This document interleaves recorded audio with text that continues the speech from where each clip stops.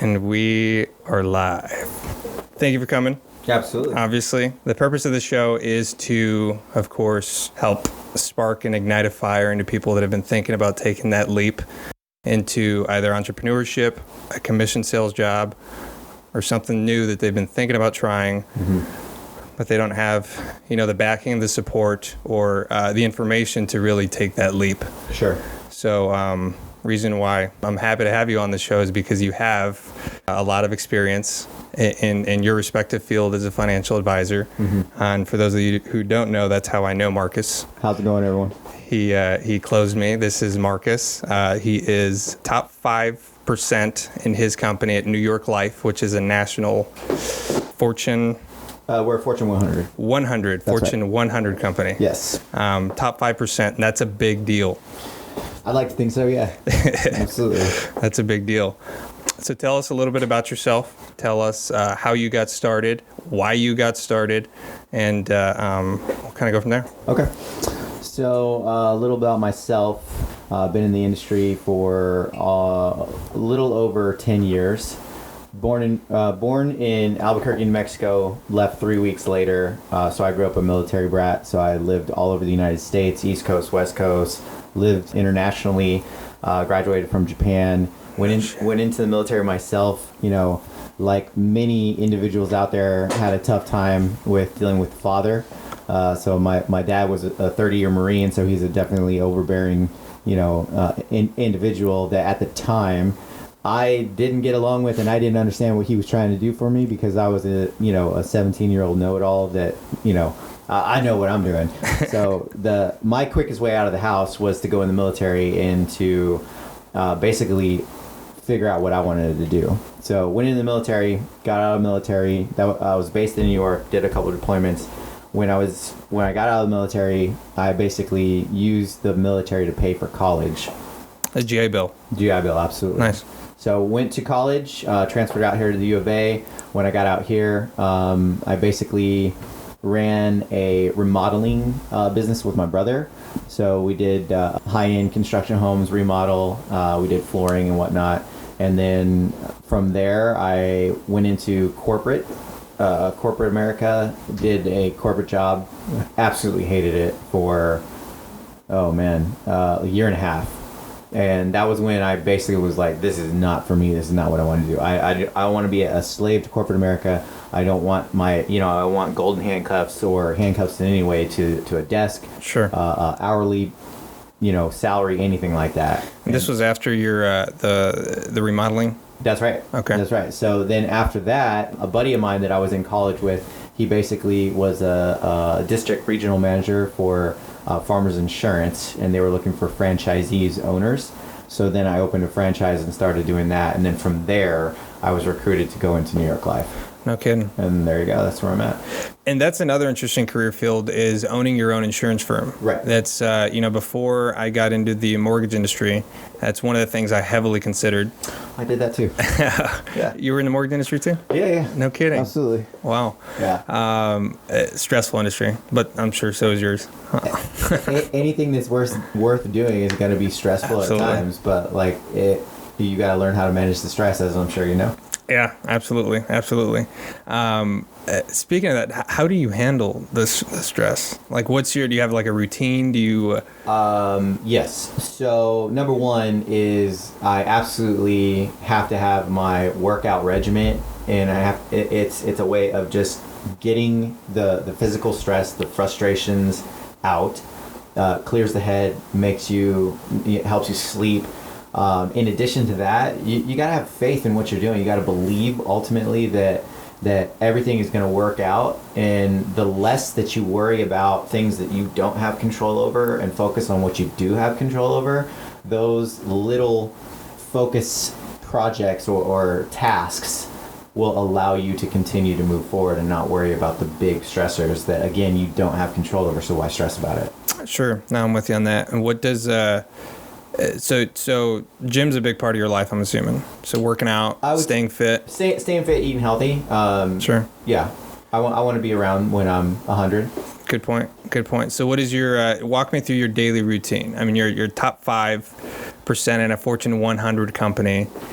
You're a closer. What does your daily routine look like on a day-to-day basis? So daily routine it varies depending on the day. But I'm up early, usually about 5:30, 5:45, somewhere around there. We'll go to the gym.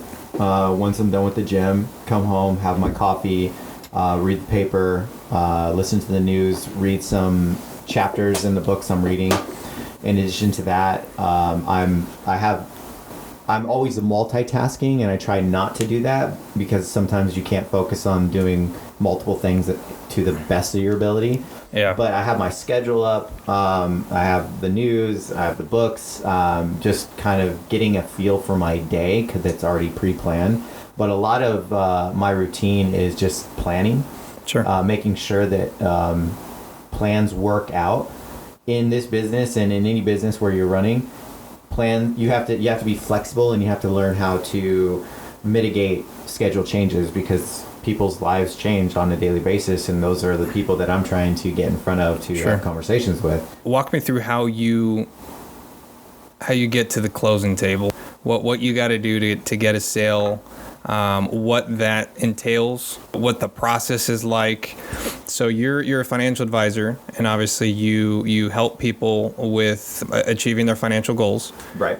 In addition to that, you also help them with several different products and insurances that New York Life offers. What value do you bring to your clients when it comes time to closing? So basically, when it comes to working with clients, an educated buyer will buy depending on what type of services they're looking for, what type of product they're looking for. Educated buying is important, and in this day and age, in the informational world that we live in, consumers have the information readily available to them like never before. So the value that I try to bring is a simplified understanding of a complex problem, which is planning for your financial future. So trying to build on their financial literacy, in addition to building relationship, just being genuine, being honest, being transparent, telling them that I don't have all the answers. I can't tell you what stock to buy tomorrow that's going to make you $1 million. If I knew that, I would buy it as well. Right. But really just trying to give them a broad overview of how to go about taking control of their financial future. Sure. But I mean, you got to take step number one. And step number one, as you say, it's closing, but in my world, that's earning their business. Absolutely. And you obviously don't earn anybody's business without establishing trust. Absolutely. More than anything, people have to trust you before they agree to buy anything from you. Absolutely. Whether you're selling a pen or a car or insurances. Now, aside from stocks and your CDs and any other obviously savings, yield accounts and things like that, what other products are pretty popular with your clients in terms of establishing long-term wealth or higher return on investment or savings, I should say, that you guys would offer? So we offer the array of products, any and all of the financial products that are out there we offer. So when it comes to what are the products that are most readily available for those that are looking to build wealth, you have to be invested in the market in some way, shape, or form, whether it be stocks, mutual funds, your retirement account at work, the free money that's offered to you through a matching of a 401k, which is the first rule of money, take the free money, right? Sure. But where you are in life is going to be indicative of what type of planning you're going to be doing. Right. So if we're sitting down with an individual that's 55 or up or 60 or up, their planning is very different than an individual that is 20 years old, 23 years old. The way I look at it and the trend that I see is when we're young, we're so willing to spend unnecessary costs on little luxuries that will do very little for us in the future. I'll give you an example, and the item that we all spend money on and we just don't give it a second thought is these damn cell phones. The phone. I see you're rocking. What is that, man? This is that the 4? This is a 6S. That's like 5 generations behind, man. It's okay because I don't rent my phone. I own it, so I don't pay a $20 a month fee to have the latest and greatest. Love it. You know, in addition to that, I don't have Verizon. I don't pay $180 for cell phones. It's absolutely ridiculous. I have absolutely a Cricket. That's awesome, dude. And the reason why is Cricket is an AT&T provider, so I'm on the top 3 networks. And the reason I got a Cricket phone, well, I have an iPhone. It's not a Cricket phone. I have Cricket service. But the reason why I did it is because number one, I look at the opportunity cost of spending over $100 a month for a cell phone when I can put that additional money in investments, or I can put it elsewhere to do more for me. But my mentor and the most successful individual I know, I was at lunch with him probably 8 years ago, and I was clowning him on his cell phone, and he had Cricket. And this gentleman is, I don't ever balk at what this guy does, because this is a very successful individual who does very well. And I'm like, you have Cricket?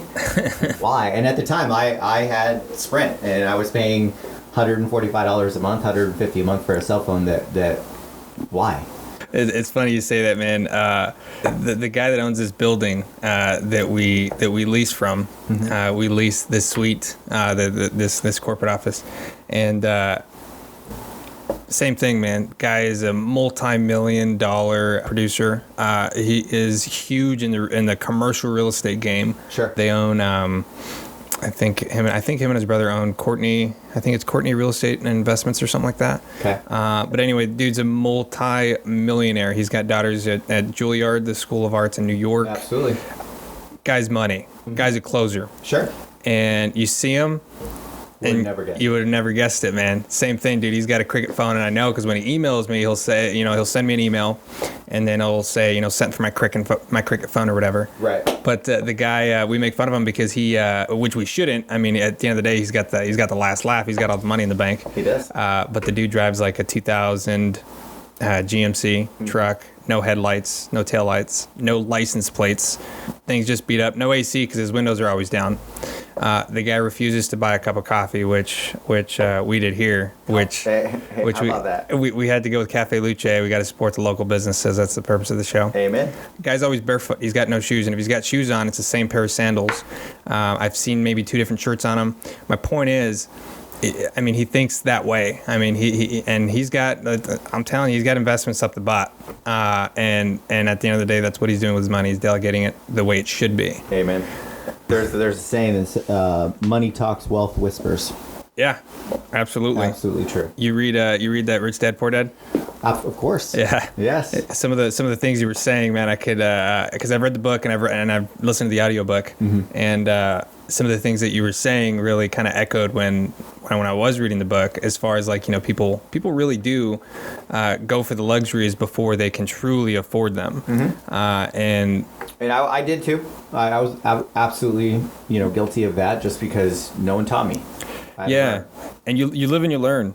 For those of you that are new to listening to this, that's the purpose of this, to really educate the youth. And not just the youth. I mean, there's people that are in their 40s, 50s, 60s. There's people that are retired that still haven't been taught things. And unfortunately, you got to go out and really seek the education. Nobody's going to give it to you. Nobody's going to really hand that out. Amen. And the beautiful thing about today's day and age is you can find whatever you want. Anything you want help with, you can YouTube it, you can Google it, you can. Yeah. It's just, there's a plethora of information online. I mean, a lot of people really talk bad about the digital age, when I see it as a blessing. I mean, nowadays there's so much like blessing and a curse. Yeah, you're right. Yeah. Depending on how you use it, I guess. That's it. Most of my YouTube feed is like DIY stuff, man. Like same thing with financial advice and things like that. Not only do I seek financial advice from you, obviously you're my financial advisor, but I get on YouTube and I look at Rich Dad Poor Dad. He's got a good channel on YouTube. Grant Carreon, all these people that really try and educate you on things that school will never teach you. That's right. So aside from what you do, I got a deeper question for you. Sure. Why do you do it? My why is easy. So my why is my little girl. Her name's Embry. She's 5. My why is so that I can spend as much quality time with her in any of the situations that she needs me. It's more important to me to be there for her when daddy needs to be there than it is for me to be working for corporate America. Sure. So, family. So how long has it been since you've worked for really somebody else? Because really, even though you work for a big firm, Right. You're very independent. Yes. You're commissioned. I'm assuming you're commissioned. That's correct. And when you're commissioned, though you hang your license with a brokerage or a big company, at the end of the day, you're an independent individual, and the successful ones treat it as if it's their own business, right? Correct. So you are a business owner within New York Life, and Sure. if you don't run it like a business, you're done. You're washed up. It won't work out. Gotcha. But working for the man, as you say, Yeah. I would say, let's see, it's probably been close to 15 years of working for myself and not working for the man. How's it feel? Oh, it feels great. It feels amazing. I mean, to expand further on that, I just got back from Seattle that I was there for a week. It was for the company, obviously. But prior to that, I was in New York with my girlfriend. And then this next weekend, I'll be in San Antonio for a cousin's wedding. But why I bring that up is I can look at my schedule and I can figure out the time that I can use to go on these excursions, these trips, these vacations, if you will. And I don't have to clear it with anybody. I don't have to look at a pay stub and see, like, number one, do I have the vacation time? Do I have do I have the sick paid, whatever? I don't have any of that. So to me, that's important. Yeah. That's it's funny you bring that up about looking at it's something that I've never paid attention to myself. When because I've been commissioned since 18. As soon as I turned 18, I've never known, really, aside from working at the gym when I was in high school still. Sure. I mean, back then I was getting paid by the hour, but it was also commissioned as well. Going sales? Yeah, always sales. Yep. And always commissioned.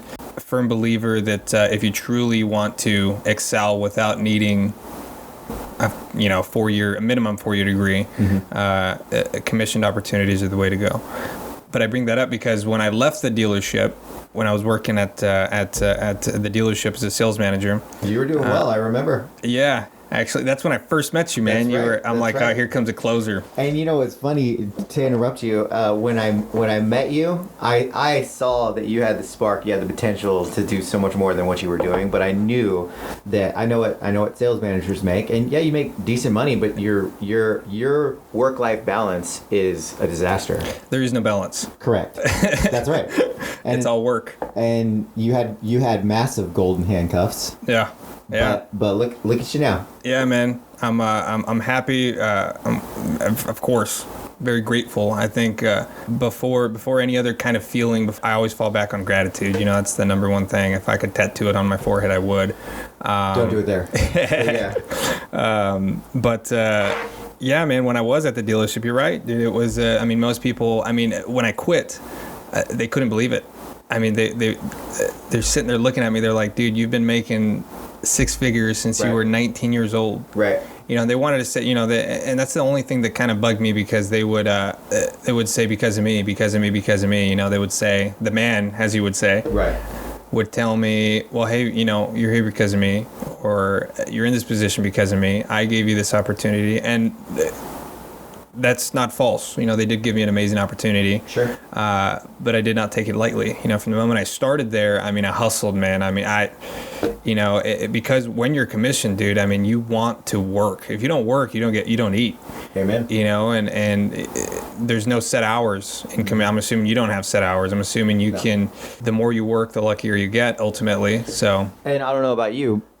Speaking on no set hours, but I've found from the time that I've come into either being a business owner or working for commission entrepreneurial type careers, I work more that now that I don't have set hours than I did when I worked 9 to 5, when I knew, okay, I show up at 9, I leave at 5, and then I don't ever think about work again. I mean, I'm on the couch 9 o'clock, 10 o'clock at night with my laptop open, you know, planning my day, doing follow-up emails. I know you do the same, but you work more, but I don't feel like I'm working.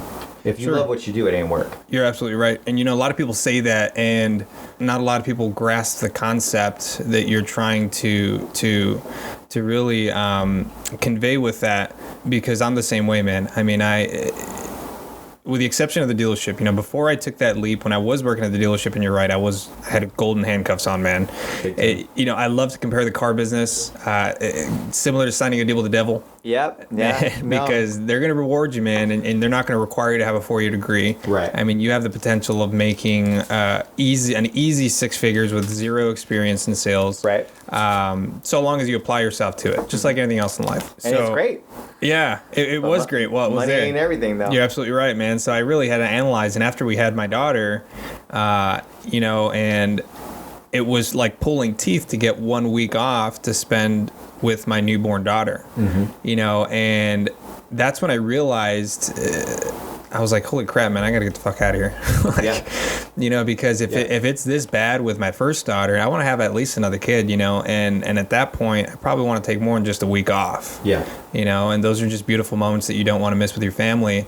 But, you know, the moment that I was sitting there with, not the man, but, you know, the little man, you know, my direct boss. Sure. Everybody's got a boss before the big boss. That's it. I was sitting there and I was like, hey, man, you know, my daughter's going to be born this date.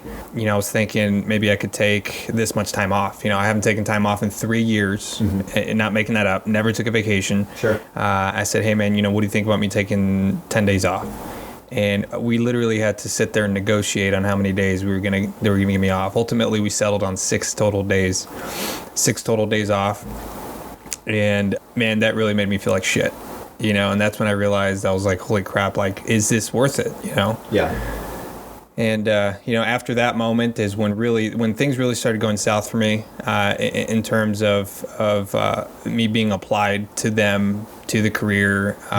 You know, I'm like, dude, I mean, I'm not happy here, man. And and you know, there was a while where I really slipped into somewhat of a depression about it, and that's what really motivated me to get the fuck out. Unlucky for me, though, you know, because I got my broker's license, my mortgage origination license. Sure. A hard test, dude. How's the test for the for financial advisor? It's brutal. Is it brutal? It's brutal. Did you pass first time? I passed all my exams first time except one of the monster ones that is brutal. But it's not one exam. It's so. Through the course of my career, I've taken probably 5 certification licenses in order to get them, and I still got another 3 to 4 to go. No kidding. Sure. So, walk me through what that's like. So let's say I come to you and say, "Hey, Marcus, man, I love what you're doing. I've been thinking about it really hard, and I think I want to be where you're at. I want to be in your shoes. I want to do what you do. I want to make what you make. What's my first step?" Well, your first step is to not think you want to do it. Your first step is to know you want to do it. That's a good point. Plain and simple. Like, if you want to do anything, you got to believe in yourself, and you got to know that's what you want. Because there's going to be a ton of people in your life that are going to try and talk you out of what you want, because they're afraid of going after their own dreams and achieving their own goals. Sure. I mean, I remember when I told my parents I've made the decision to shut down my franchise and go into New York Life, and my mother looked at me and she said, "Sweetheart, can you just go get a real job?" You know, and my dad, same thing. He didn't say that, but he was just like, "So this is another adventure." I mean, it's just they don't have the same mentality that Sure. I have, and they don't have the same visions that I have. So you gotta believe in yourself. You gotta do it. So Absolutely. Let's say you figured out, you know what you want to do, and this is what you want to do. Number one is you got to figure out what firm you're gonna attach yourself to, hang your license, if you will. Sure. There's a number of firms out there. There's benefits. There's pros and cons to each. The reason why I'm with New York Life is because I don't have to. My overhead costs are very minimal.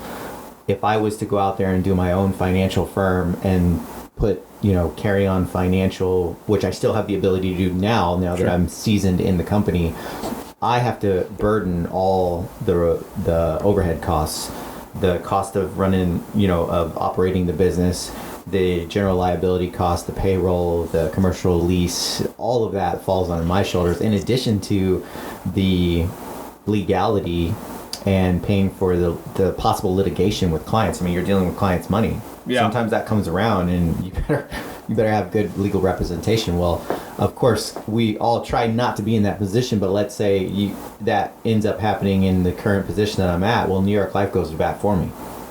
Nice. So that's with you being in the position you're in right now. Of course. Not having like your own franchise per se. Not having my own franchise. Sure. Absolutely. And sometimes it's about really finding that sweet spot that you're in right now. Correct. Which is pretty similar to where I'm at in the mortgage industry. Mm-hmm. When I first joined the mortgage industry, I didn't really know what I was getting myself into. We never do, right? And what I mean by that is, I don't know if you remember, we had talked when I came to you. I think I was probably 6 months in the mortgage industry, and I came to you, and I said, hey man, I really got to set up these insurance policies for my company, for my employees, because I'd already started my roofing company, right? And at the same time, I was working at Nova, which is probably the biggest mortgage lender in the state of Arizona. Anyway, I joined the number one per se. That's their tagline, the number one origination team in the country, and it has the accolades. I mean, they've had the definitely have had the experience and have gotten those awards in the past. So I was extremely excited to join this team. Sure. But I did not realize, and nobody ever mentioned, that I was going to be paid per hour. I assumed I was joining because, as a loan originator, you're a commission-based salesperson. Of course. And, when I started, and everybody warned me, they said, and just like anything with sales, anything you join that's going to be commission-based, you're not going to make money right off the bat. Correct. Okay, you got to get your feet wet, you got to get some knowledge, and you really got to learn the industry and the product before you start selling it. So I accepted that, and we went forward, and when I got my first check, I was like, okay, that's because I haven't closed any deals or anything like that. And then I closed, I think on my third month there, I think I closed eight or nine deals. Not bad. Which is pretty good for mortgages. Absolutely. And so I originated 8 or 9 loans, and I got my paycheck, and I'm like, holy cow, like, why am I still getting paid per hour? Like, what's up with this, man? And so I confronted my boss, which is, the guy right before the man. Mm-hmm. And he's like, oh no, we don't pay commission. And I said, what? Time to go. I said, well, what do you mean, man? And then he goes, oh no, there's bonuses, and he can't, and once he said the words, oh, we don't pay commission, and he kept talking, and that's when it's one of those cinematic moments where like everything kind of started zoning out. Like I zoned out, my eyes just opened, and they just stayed wide open. I didn't blink, and like I heard just silence, while I just saw his lips moving. And after he stopped, he's like, are we cool? He looks at me in the eyes and he goes, are we cool, man? And I'm like, oh yeah. I zoned out, and I snapped back in, and I'm like, yeah, for sure, man. I was like, yeah, no worries. I'm going. Yeah. And as soon as I went back, man, I called my wife, and I'm like, because my wife actually helped me get onto that lending team. I thought it was a huge deal. Mm-hmm. I thought, joining this was going to jumpstart my career and really make an impact in my life. And I called my wife, and I'm like, what the fuck did you get me into?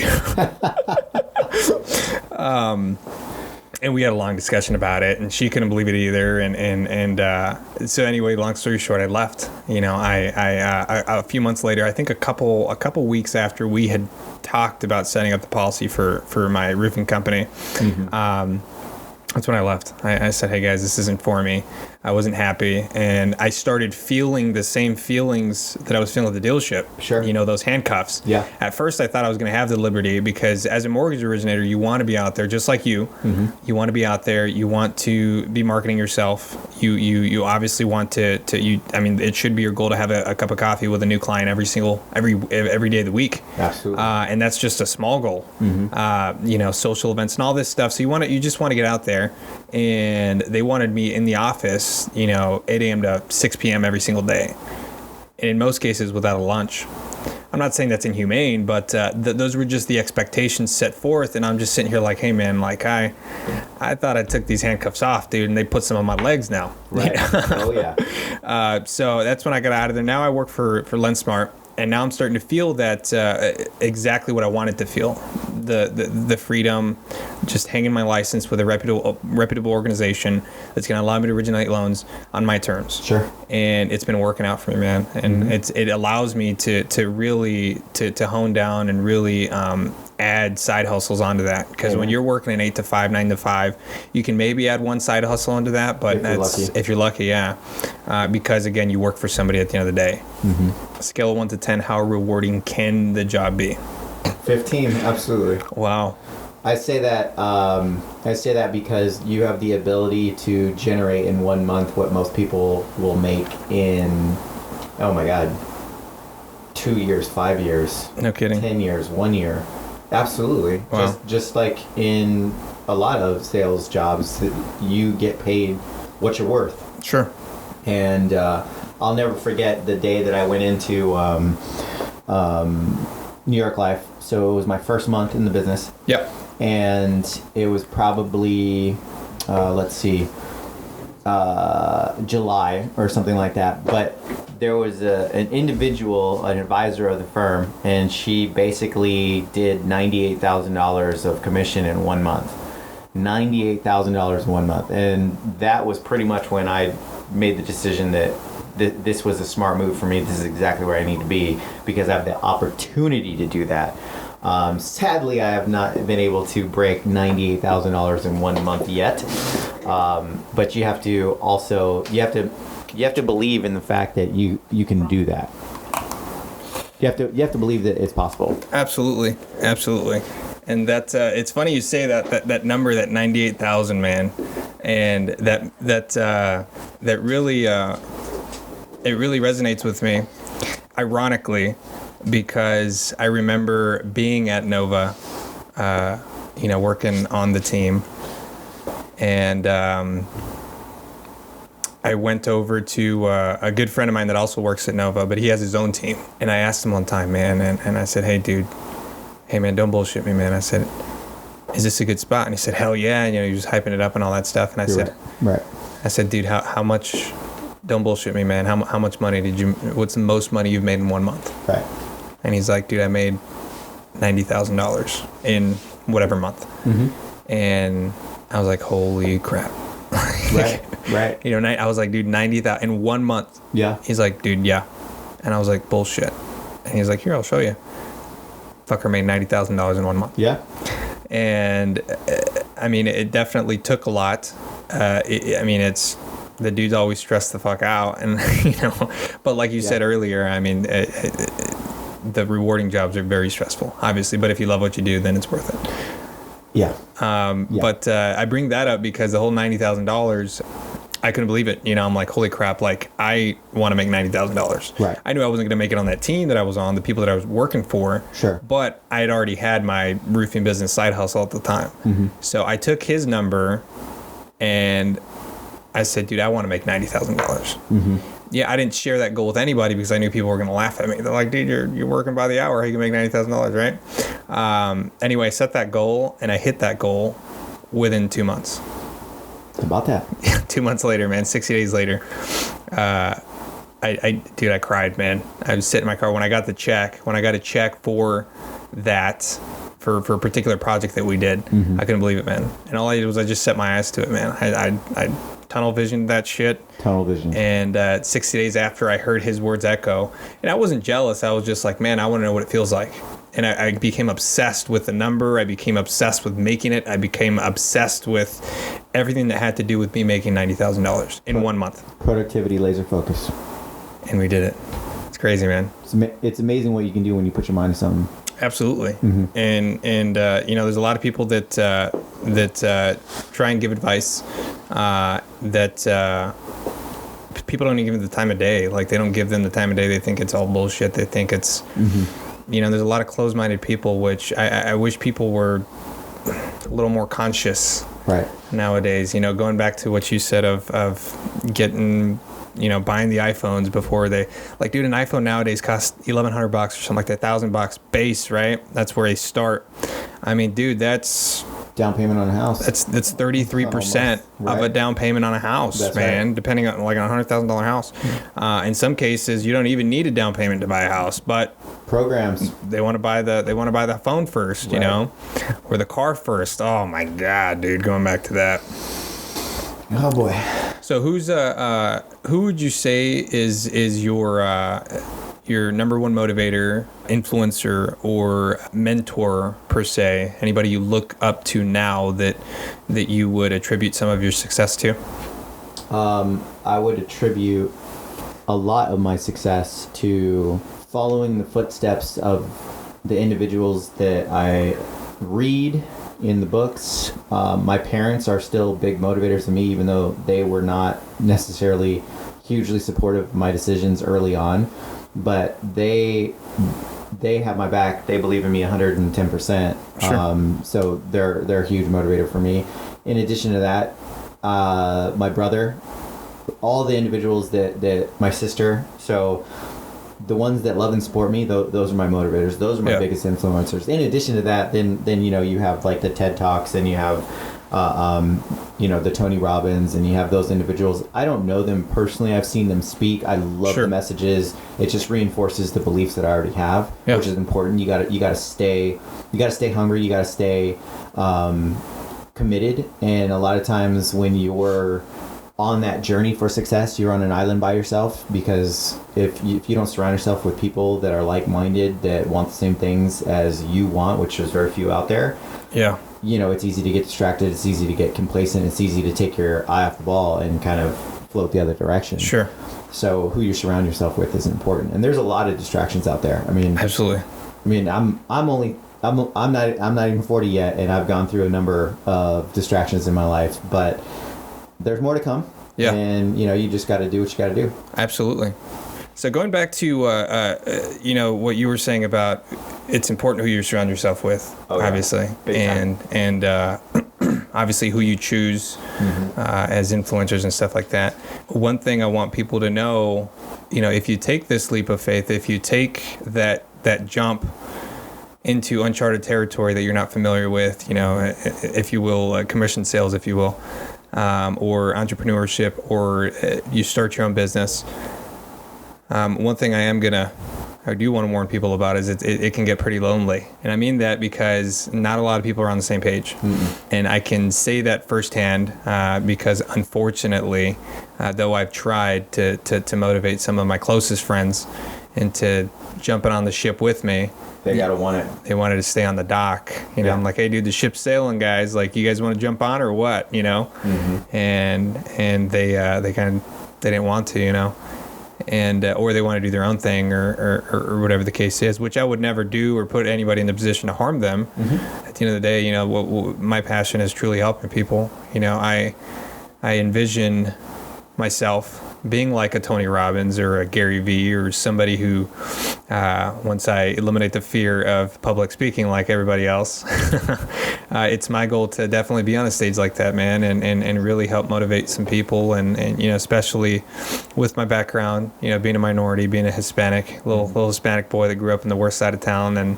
how about that? All that stuff. So those are just things that motivate me, and definitely, even though you don't have an actual mentor in life, and that's going to be a lot harder to do, because that's one thing that I was looking for, even working at the dealership. At the end of the day, I mean, I was like a lost little puppy looking for a mentor. Yeah. I'm like, I need somebody to mentor me, and I kept convincing myself that I needed somebody to personally sit down, consult, and mentor me through my professional career. Right. And a lot of people might feel that way, but ultimately, you really don't need that with the amount of resources that are already out there, and a lot of these resources being free. For example, like some of these influencers, some of the guys that I look up to, the Grant Cardones, the Tony Robbins, the Gary V's. Sure. To me, they're my mentors. Mm-hmm. And it's as easy and very personal as I get on my phone, I go on Instagram, Facebook, and YouTube and stuff like that. And because these guys are personally taking, videos of themselves or pictures or creating content, whether it's them or someone on their team, it feels personal. Sure. And that's the great thing about the social media era that we live in, right? The digital age, is you can do that. And I encourage everybody to do that. I'm not telling people, hey, listen to what I've got to say. No, not yet. I'm not there yet. I got to read another $250 before I get there or some shit. Life experience. Yeah. But I definitely encourage people to, and they don't have to be the mentors I look up to, but absolutely, like if you need a mentor, you want some guidance, dude, get on YouTube, man. Get on Google one of these fuckers and watch documentaries, right? Reading. Read a book. Man, reading. Reading's huge. Dude, I can't believe there's so many people that still don't read, man. I mean, I probably at a time right now, I'm probably reading 6 different books. Yeah. And that's nothing. Right. That's I'm nothing. reading 3 at the moment. Yeah, and that's nothing. Right? And we got to pump these baby numbers up, man. Yeah, we do. What last time we talked, the average CEO reads $100 a year. $100 a year, man. That's insane. I mean, I was watching that Bill Gates documentary. I don't know if you've seen it on Netflix. I've seen it on Netflix. I have not watched it. Oh, okay. But yes, it's worth the watch, man. And because it really, I've never really seen a personal side to Bill Gates that way, who's already an inspirational guy because of what he's managed to accomplish. Genius. Absolutely. I mean, there's special specimens and special human beings nowadays. There's very few of them, but that man, dude, like, he's ruthless when it comes to business decisions. Absolutely. He is ruthless. He's a great guy. He gives back to charity, but like at the early days of Microsoft, he was cutthroat to get that business going where he wanted it to go. I mean, it's insane. Credit to him, he did it. It's insane, man. Like what he's been through too, man. He went through so much. Obviously, when he was building his empire, I don't think I was even born yet. I was born in '94. I'm a '90s baby. But even then, as a kid, I would never understand what the heck was going on. I didn't even know who he was until probably middle school, I want to say, when I was cognizant of things like that. But man, the stuff that he went through to build, it's insane, dude. Like, what I like about the documentary is it really shows you a personal side of him. And what really stood out to me was the amount of reading that this guy does. Warren Buffett too. It's same with Warren Buffett. I mean, they read a lot, man. And, your typical teenager, your typical, even millennial, right? Or really anybody, mostly anybody. I hate reading. I can't read, or I need glasses, or I can't, I read something and then I have to go back and read it again because I forget what it, all these excuses to not read, man. Well, there's solutions. Find something that you love and you have an interest in and read it. Not just that. I mean, dude, there's audiobooks, man. That's true. You know what I mean? Like, there's podcasts, audiobook. There's just so much free information out there. It's insane that it's not being taken advantage of. But I'll tell you what, Tekashi 6ix9ine's got 1 billion views on YouTube. He's got 1 billion streams on his music. Is he not in jail? He's not. I don't think he's relevant anymore. But I bring that up because this is what they spend their time doing, man. Right. Like, and that's okay every now and then. They watch videos. Yeah. Right. Every now and then. Right. And I don't consume, like, my whole life. And to anybody listening, my whole life doesn't revolve around just educational influencers or motivational speakers or CEOs. Right. My whole life doesn't revolve around that. Most of it does, because I've got goals. I got shit to do, right? I got things to learn. Every now and then I'll give myself some leisure and watch a music video every now and then if I run into it or whatever it is. Or I was just talking about being on Netflix earlier. It's rare that I'm on there. If I'm on there, it's typically to watch a documentary or something like that. Because you can't sleep or you're up early or something. Right. Something. Or I just want to get my mind off of work for an hour, just 1 hour, because you can't let work consume you, or control you. I like to think of it as I got to control work. I got to be in control, and I can't let work be in control of me. That's it. So, I mean, I'm not telling anybody that my whole life revolves around that stuff. It doesn't. Every now and then I give myself some leisure, but there should be a more self-help balance versus a recreational content consuming balance. And that, people need to turn that, because right now, like, my life is 90, 10, 90% self-help, 10% recreational, entertaining content. And for most people, it's the other way around. That's right. You know what I mean? And I recommend everybody just pick up a self-help book, man. Go to Barnes & Noble, go to Amazon, Audible, right? And just look up a self-help book. Pick one. Doesn't matter which one it is. Pick one that you think you relate to. Listen to it. If you don't want to read it, listen to it. And you'd be surprised how much it can fucking help. Or how much you can relate to it. Dude, absolutely. Like, what's the first book you picked up that kind of really changed things for you?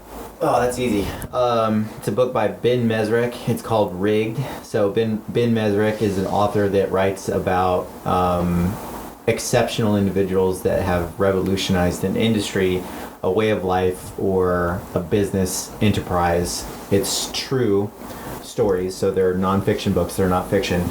And so he wrote so I'm sure a lot of individuals listening have or watching have saw the movie Social Network. Yeah. So Facebook's startup. Yeah. So he wrote the book Accidental Billionaires, which is where the movie grabbed the storyline from. So the movie itself, or the actual non-fictional characters in the movie? No. So he wrote Mark Zuckerberg's story. Oh, he did. Okay. So in addition to that, the book prior to that is a book called Rigged. It's about an individual in New York who revolutionized the oil trading industry, and he took it basically online and took it into the futures market. I picked up that book, and no bullshit, this was the first book other than books that I had to read for college or high school or whatever that I could not put down. I could not stop turning the pages. I remember being on an airplane, and I was so caught up in the book, and I could not wait to find out what was happening next. And this is a nonfiction true story. And the airline attendant came up, and she's like, "Sir," and I looked up, and I was the only one on the plane.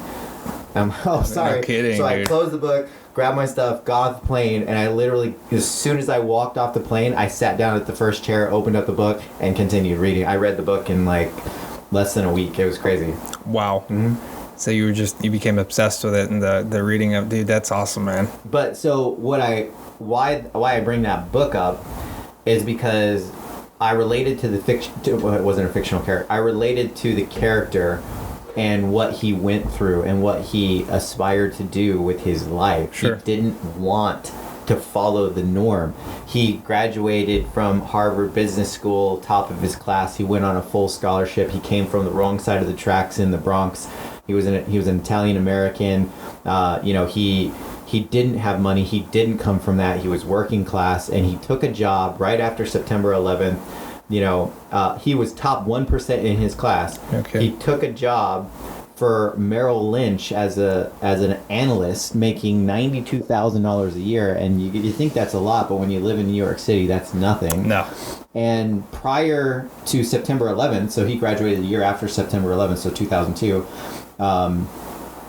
All his classmates that graduated prior to September 11th, they had 60 offers from the Fortune 100 companies in the world to come work for them, making well over $100,000, well into the six-figure market, and he had like 4 offers, and he was top of his class. Okay. Just because of what happened in the world at that time.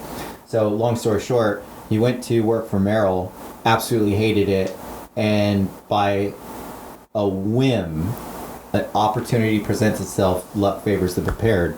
He just so happened to be at a dinner with this individual that basically owned New York real estate. He was the number one real estate owner in the world at the time in New York. Just hugely successful, multi-millionaire. And he went to dinner with this guy. Guy offered him a job. They didn't negotiate time, salary, nothing. But because it was that individual to be his mentor, he accepted. He jumped into the unknown. Absolutely. Head first. And he was vice president of the New York Mercantile Exchange. By the time he was 28, he was a multimillionaire. By the time he was 30, he created the oil energy business as it is today. It's crazy. The guy's a billionaire now. He's a billionaire, and he's not even with a B. With a B. He's not even 40. Wow. Wow. I love the story. I mean, I've read the book twice. That's crazy. Matter of fact, after the show, I'm gonna read it again. You do well. I'm actually gonna go. I got a couple credits on Audible, man. I'm gonna get that one, man. It's amazing. I think what it begins with, and I'm sure he did this like yourself, before you really indulge in the new career or the commission field per se, or independent, whatever you want to call it. You really have to wire your brain correctly, and that's not something you have to do before you start. That's something that you can do while you start, and something that you have to continue doing throughout. You got to think of your mind as an engine. At any time in your life, it doesn't have to be when you're 18, 20, right. Anytime. Yeah, and that's one of the things I love of what I think Gary Vee's the only guy that highlights that. He's probably the only guy that highlights or how it doesn't matter when the hell you figure life out. He says you can figure life out when you're 65. Amen. But as long as you figured it out, that's all that matters. Left. Yeah, that's what dude. He says it's like, yeah, he's like fucking young. Yeah, he's like, dude, what the hell, man? And he it's inspirational. But all of that is wiring your brain. And I think of my brain as an engine. Sometimes it's not going to work right. Sometimes you're going to hear a knock. Sometimes it's not going to run as efficiently as it normally does. But it's just a matter of really tightening up those loose ends, tightening up, doing some maintenance on it and stuff like that. And part of that really comes with reading and educating yourself. And that's the first thing I did, man. When as soon as when I started at the dealership, when I knew I had no base salary, like it was like, dude, either you sell or you don't eat. Or you starve. That's it. Sell or you starve. That's right. That's really where I learned a lot of, the salesmanship that I have. And I attribute a lot of my salesmanship to because I really did have some mentors at the dealership that really, really helped me out, took me under their wing, really liked me because I was eager to learn. And I showed that. Right. They knew that I was persistent. They knew that I was responsible, and they knew that I was hungry. They could see how broke I was. They could see it, but they could also see how hungry I was at the same time. Sure. And it started with I picked up a book. One of the guys that worked at one of the sales managers at the time, he said, "Hey, has anybody here read the book The Secret?" Yeah. And I didn't know anything, man, because I didn't read at the time. I mean, I had just graduated high school, and the last thing I wanted to do was read, right? And I was like, all right, college didn't work for me because I didn't like the textbooks and all this stuff. And I was just like pretty much everybody else saying, I don't like reading. This guy forced me to read the book. I mean, he had extra copies, and he said, here, dude, read this book. And I read it, and it was good. But it really opened my eyes as to what human beings can begin to accomplish by just the power of thought. Manifest itself. Absolutely. So I took that book, which in my opinion is a very, very a beginner's book to wiring your brain. Right. It doesn't have that much information in it, but it's a good start. It's a good platform to start on your self-help journey, on your inspirational journey, self-motivational journey. And from then I started reading. After that one, I did Think and Grow Rich by Napoleon Hill. Yep. And then How to Win Friends and Influence People. And all these books that it just kept coming up as recommended. And those all helped really act as pillars to really get my mind, my engine from a 4-cylinder engine to a V8. Right? I'm trying to be at a V12. Trying to go. You know what I mean? So that's one thing. And before we wrap up the show, I really want to know what your opinion is. Let's just to really help rewire some people's brains, really ease their mind a little bit to what you do for a living. And I guess you can speak to anybody that's independent, an entrepreneur, wants to be an entrepreneur. What kind of advice would you give me straight out of high school? The norm is, and like Rich Dad Poor Dad says, the norm, like we were talking about earlier, is graduate high school, go to college, get at least a bachelor's degree, go back to college if you want to earn more, go back to college again if you want to earn more, and if you want to earn more, go back to college, get this, and you got to kind of just keep going and going and going. If you don't have the money, you're just getting a debt, more debt. Sure. And student loans just never go away, obviously. They don't. But you can work your way through college. You can.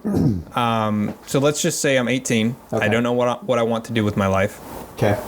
I've been considering getting a job at a call center to start, which is very popular here in Tucson.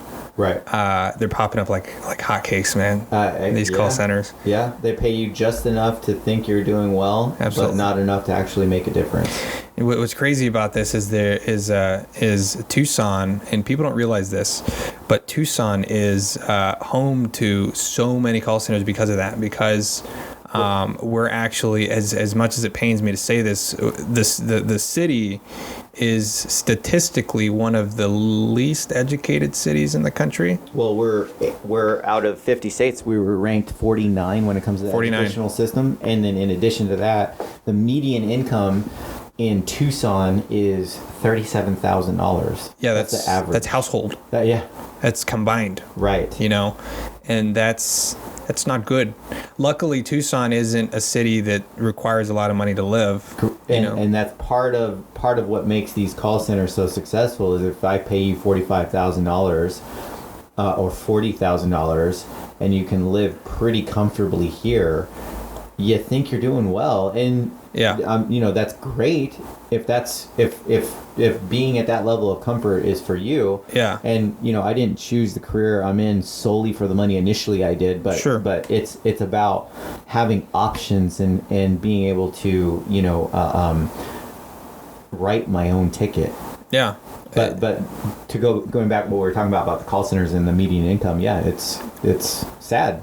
It's insane. And it's not just call centers. And people, and here's the one thing that I really want people to learn about or really begin to rewire their brains is to really pay attention to shit that's going up around town. And, a lot of people think that we're blessed. Oh my God, like Amazon's coming in and they're building an 80,000 square foot distribution facility that's Right. going to open so many jobs. Right. Or Home Goods. I forgot they had Already a distribution built. center. It's already built. They've Caterpillar, Raytheon. thousands. Yeah. See, the difference between Caterpillar and Raytheon, though, is those are credible companies, and I really like those coming into town because they hire, obviously, higher income individuals, so it really helps the local economy. That's right. It adds in a higher AMI, average median income, into the mix, so the consumers can afford, if you're a business owner, they can afford the products that you sell and things Sure. like that. But all these other things like Amazon, Home Goods, call centers, I mean, dude, these are death traps.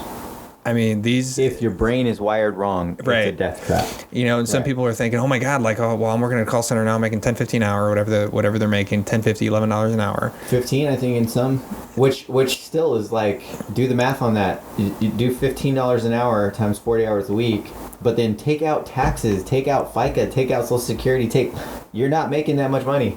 No, you're not. No. And the one thing about it is, and what I always encourage people to do is really look back at your work week, at your work year, at your previous 5 work years. If you've been making, less than $20 an hour, Sure. and ask yourself, is this what I'm worth? And most people are going to say, no, I'm worth more. So go get it. And I'm going to say, doesn't look that way because you've been making this for the last 5-10 years. Right. You've never really taken that leap of faith. You've never really gone out, experimented, tried a commission sales job. And sales is not for everybody. I'm not telling everybody to go out and start selling cars or sell furniture or anything like that. But Sure.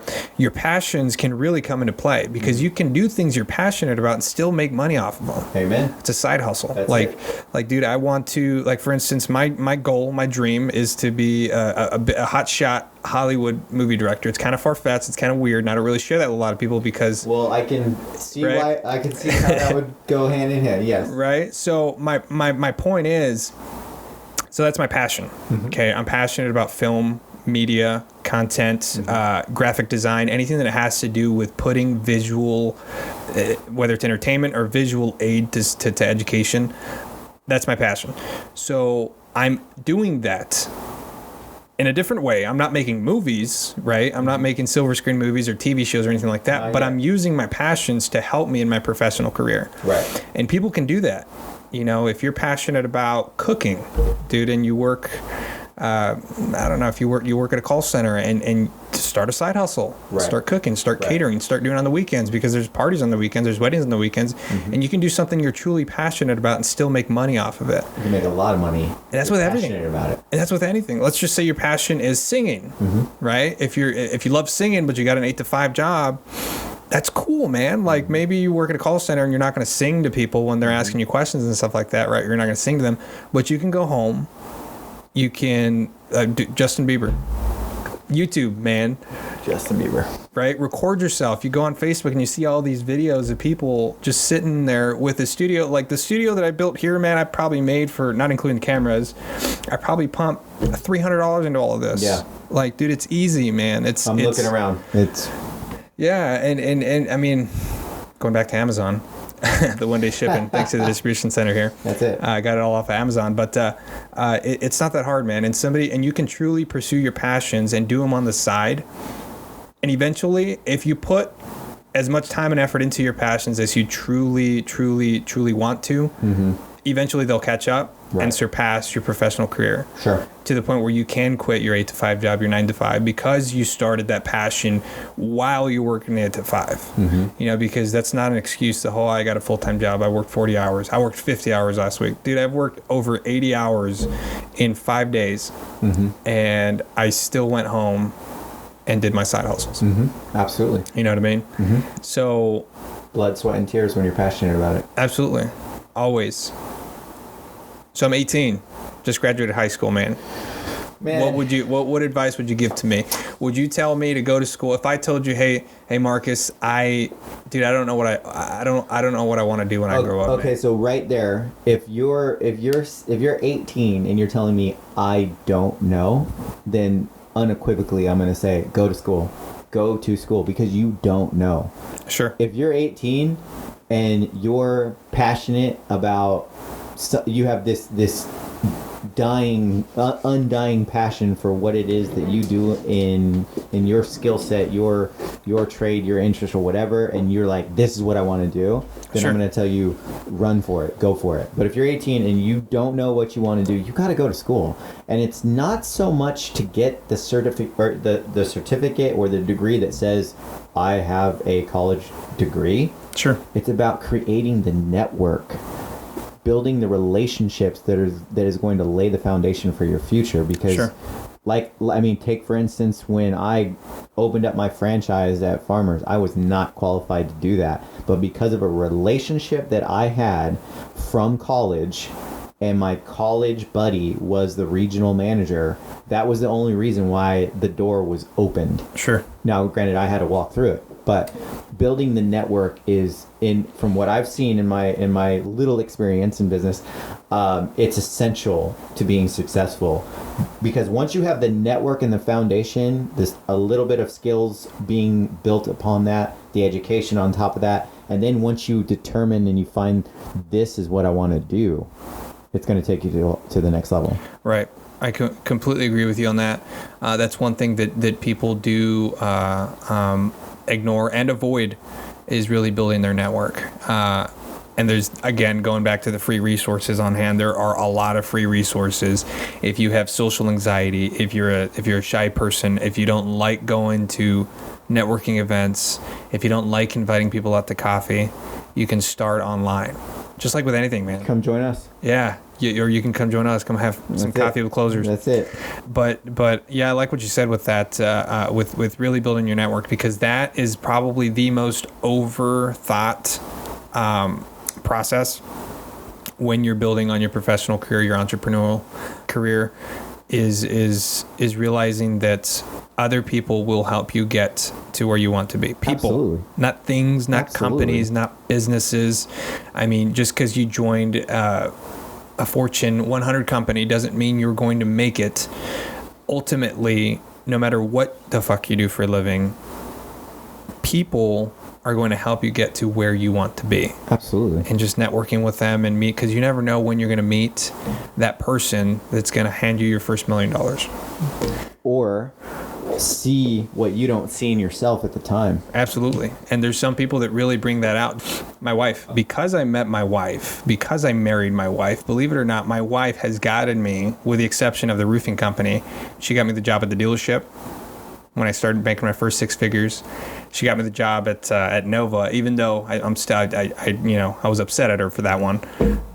But you learned something in all these experiences. But absolutely, I learned, you know, and that's one thing I'm very grateful for is, though it wasn't what I expected, I learned so damn much, and I truly thank everybody that gave me the opportunity there. Nothing bad to say about them, just wasn't for me, I wasn't happy about it.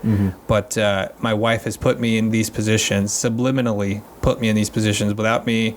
I mean, if I wasn't paying attention to them, I would never thank her for it, obviously, but I'm super grateful for it, and she knows it. Right. And same goes for her, man. The job she has right now, I got her that job. Like, but it's all, and that's only us two networking. Like, if you imagine taking that kind of networking power and really building on your own network, right, your own database, and like I told you before, it's my goal to have a cup of coffee with somebody new every single day of the week. And if I could afford a lunch with somebody else, we're having coffee with the closer in the morning, we're having lunch with another closer in the afternoon. That's it. And that's really what it is, man. And there's no, I mean, you can, there's no other way of putting it when it comes to business. It doesn't matter what the hell you sell, it doesn't matter what you do, it doesn't matter what kind of business you own.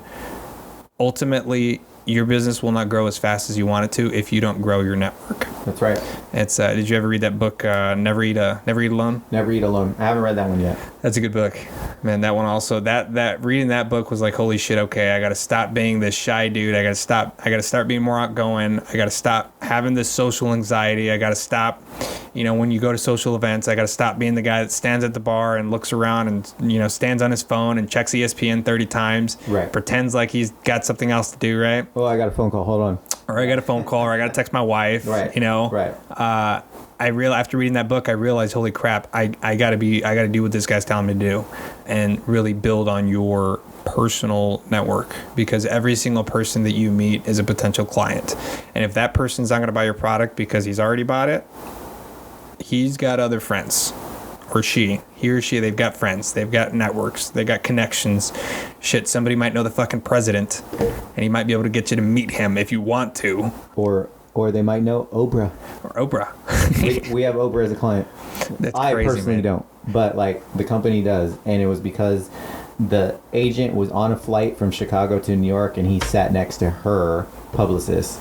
Wow. And they got to talking. Oprah.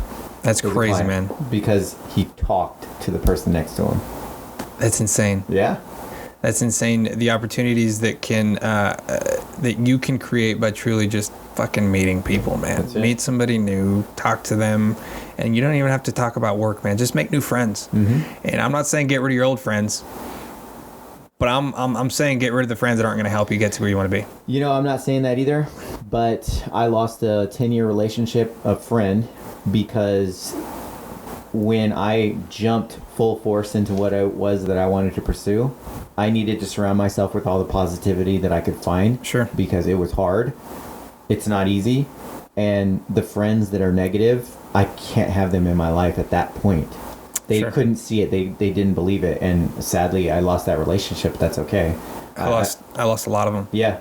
Myself too, and that's why I told you earlier, man, it gets lonely. Yeah, it does. And it gets lonely because not a lot of people are on the same page, and the people that are on the same page are probably feeling lonely themselves, and they're probably somewhere else feeling lonely, because you really do, man. You gotta cut any anchors that are holding you back, and unfortunately, those anchors, whether you truly want to believe them or not, are the closest people to you. It's sad but true. And family members and friends. Friends and family. Yeah, and friends who you consider more than family in some cases. Unfortunately, their brains aren't wired, nor do they want them to be wired the way that yours is. And they don't do it maliciously, and they don't do it because they don't care about you. They do it because they care about you. They love you. They don't want you to leave them. That's why they do that, because they don't feel that they can don't want to get left rise with you. Right. They don't believe in themselves. Right. And that's unfortunate. And it's one experience that I had, and eventually I had to let go. I had a handful of friends, close friends that we've been friends with for over 10 years, right? Friends with them for over 10 years. And I had to let go of them, man. And I think it's funny, I got to mention this, but we had a couple different group chats, right? We had one in Hangouts, the Google Hangouts. We had one in text, right? And we even one in Facebook. And they jokingly, because every now and then I'd pop in there, because I didn't always respond to everything, but every now and then I'd pop in there and say, hey guys, let's do this, let's do that, try to motivate them and light a fire in their ass. And And everyone took it up the ass. Like, they would all take it up the ass, man. They'd say, who is this guy? This guy over here humble bragging, making us feel bad, blah, blah, blah. I don't even know what humble bragging means because I'm not one to really flaunt anything. I just kind of like, dude, come on, get with it, dude. Right. You know what I mean? And I just try to motivate them, and they all took it up the ass. And that's okay, ultimately. And anyway, they jokingly kicked me out of all the group chats, right? They kicked me out of them. And that's when to me, that was a blessing. Because to me that was the anchors, like I didn't have to cut the anchor myself. Right. Like they took the blade out, they did it for me. Right. So I was very grateful for that. At first I was a little upset because I was like, holy shit, like either they really don't want me around or fuck, like they really don't like me. Which one is it? They tried to invite me back, they called me and all that shit. They're like, hey dude, just join. They send me all these links. They're like, hey, we're just kidding, this and that. And I didn't respond to any of them. And after that happened is when shit really started getting better for me. Sure. And it was just all that negativity, all that weight that I just they actually took off for me. Yeah. And I'm super grateful for it. I love them to death, and we're still cool and everything. But if they're not going to help me get to where I want to be and where I want to get my family, then you got to let go. Gotta let go. Gotta go do it. Anything else you want to say? Believe in yourself. Absolutely. That's it. Believe in yourself. Always. So for anybody that wants to seek any financial advice, get any kind of insurances, or meet Marcus and include Marcus into their network, which is a great person to have in your personal network, how can they get a hold of you? So, couple ways: my cell phone, my website. We're connected through social media, so Instagram, Facebook. I'm on all of it. Okay. Basically, if you want an understanding of like, hey, I don't know anything about the world of finance. I don't want to, make it to the top of the mountain and have nothing. I want a better understanding of how the market works. Whatever it is that you want to know, I can help you with that. Sure. It's no cost, no obligation. Absolutely, yeah. I mean, you've put me in the closing table many times. You've closed me a couple times on a couple different financial products, and all of which I absolutely see value in. There's a lot of value in some of the products that you offer, all of the products that you offer per se. So if for anybody, we will be attaching links to how to get a hold of you below this video. Absolutely. And what do they look for on a social media to find you? So Marcus Carreon, Carreon, is on Facebook and LinkedIn. Those are my two major areas of getting in touch with people. LinkedIn is professional database website. If you're not on LinkedIn, you got to get on LinkedIn. Sure. It's basically the business side of Facebook. Yeah.